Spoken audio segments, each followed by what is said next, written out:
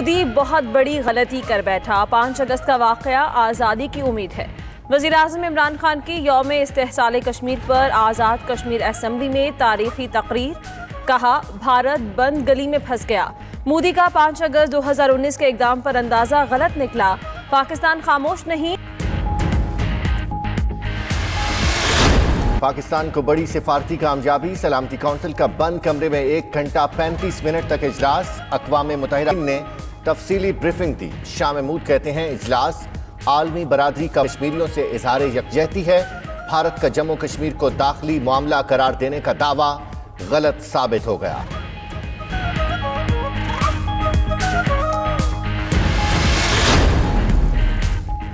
چین کشمیر کی صورتحال کا باریک بینی سے جائزہ لے رہا ہے۔ ترجمان چینی وزارت خارجہ کی بریفنگ، کہا چین کا واضح اور دو ٹوک موقف ہے، مسئلے کا حل اقوام متحدہ چارٹر، سلامتی کونسل کی قراردادوں اور 2 طرفہ معاہدوں میں ہے۔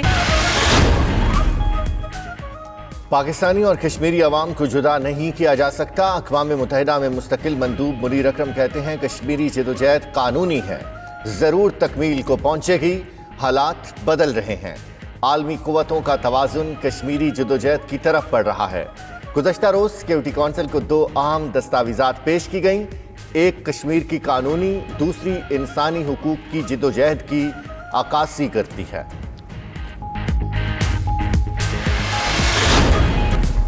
مسلمانوں کے زخموں پر پھر نمک چھڑکا، رام مندر کا سنگ بنیاد رکھ دیا۔ پاکستان کا ایودھیا میں بابری مسجد کی جگہ رام مندر کی تعمیر پر شدید رد عمل، ترجمان دفتر خارجہ کا کہنا ہے کہ اقدام بھارت کو ہندو راشٹر بنانے کی کوشش ہے۔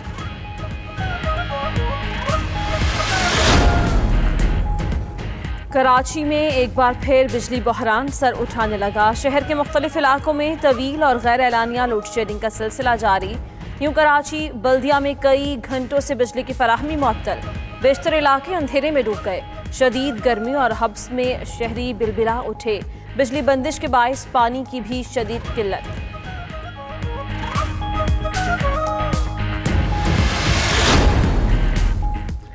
کراچی میں کل رات سے پھر موسلادھار بارشوں کا امکان، جمعہ اور ہفتے کو حیدرآباد سمیت سندھ کے زیریں علاقوں میں بھی بارشوں کی پیش گوئی۔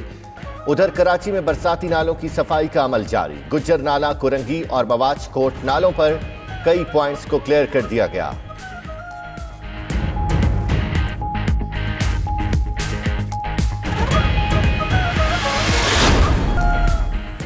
امریکہ نے چین کی موبائل اپلیکیشنز پر مکمل پابندی کا عندیہ دے دیا۔ امریکی وزیر خارجہ مائک پومپیو کہتے ہیں ٹک ٹاک، وی چیٹ سمیت متعدد اپلیکیشنز امریکی عوام کی نجی معلومات کے لیے سنگین ہیں، ناقابل اعتبار چینی اپلیکیشنز کو اپنے ایپ سٹور سے ہٹا دینا چاہتے ہیں۔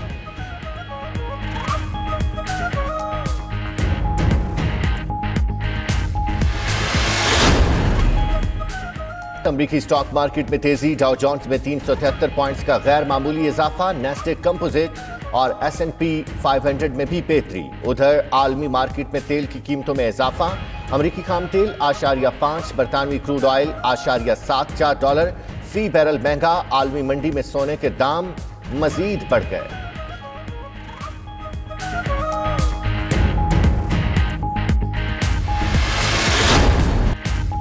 اور مانچسٹر ٹیسٹ کا آج دوسرا روز، قومی ٹیم 139 رنز 2 کھلاڑی آؤٹ سے اننگز آگے بڑھائے گی، بابر اعظم 69 اور شان مسعود 46 رنز بنا کر کریز پر موجود۔ پہلے روز کھیل خراب روشنی کے باعث جلد ختم کرنا پڑا، پاکستان نے ٹاس جیت کر پہلے بیٹنگ کی، عابد علی 16 رنز اور کپتان اظہر علی بغیر کھاتا کھولے پویلین لوٹ گئے۔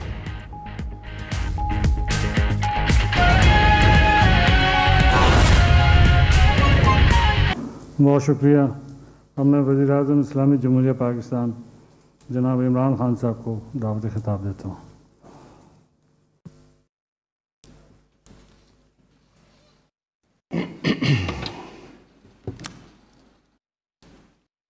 بسم اللہ الرحمن الرحیم، ایاک نعبد و ایاک نستعین۔ جناب اسپیکر، صدر صاحب، جناب وزیر اعظم، میں بڑی دلچسپی سے سنی آپ سب کی تقریریں۔ وزیر اعظم صاحب کی تقریر میں فالو کر رہا تھا کہ کدھر سے کدھر جا رہی ہے.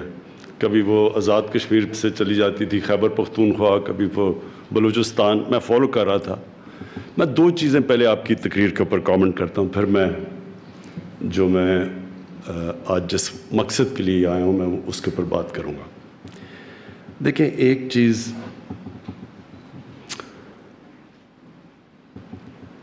یہ ذہن میں ڈال لیں کہ جو پوٹینشل پاکستان میں ہے شاید ہی دنیا میں کسی ملک میں ہے. اس کے پوٹینشل کی مجھے جو سب سے زیادہ افسوس ہوتا ہے کہ ہمیں خود پاکستانیوں کو اندازہ نہیں ہے. میں سمجھتا تھا کہ بہت پوٹینشل ہے کیونکہ میں پاکستان کے ساتھ بڑا ہوا. ہم نے اس ملک کو بڑی تیزی سے اوپر جاتے دیکھا, پھر ہم نے اس ملک کو نیچے آتے دیکھا, تو ہمیں پتہ ہے کہ یہ کدھر جا سکتا تھا. 60s کے اندر یہ ساری دنیا, 60 کی دہائی میں دنیا پاکستان کی مثال دیا کرتی تھی.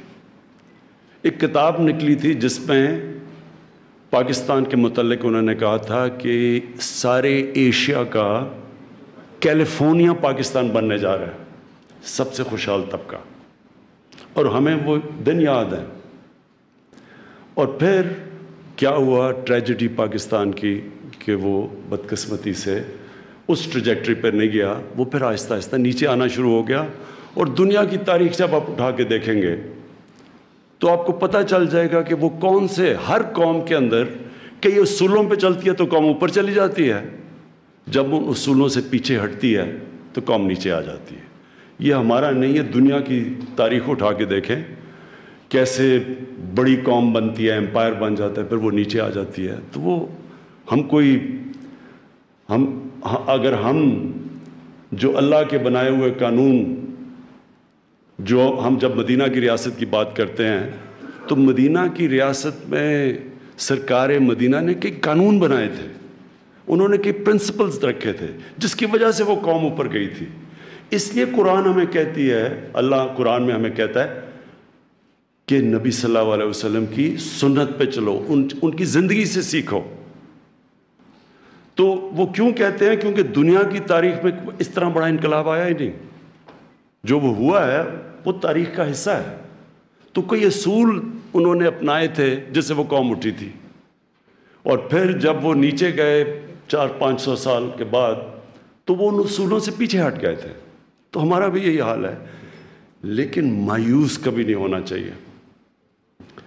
مجھے آج مایوسی آپ کی باتوں سے فیل ہوا ہے کہ جس طرح آپ مایوس ہوئے ہیں. یہ نہیں کہ ایک آپ نے وزیر اعظم صاحب کشمیر کی پاکستان کی بات کی کہ پاکستان کو اٹھانے کے لیے اٹھانا چاہیے, کوئی تھنک ٹینکس ہونے چاہیے, اور آپ نے جو سب کی بھی باتیں آئیں ایسے لگا جیسے کوئی آپ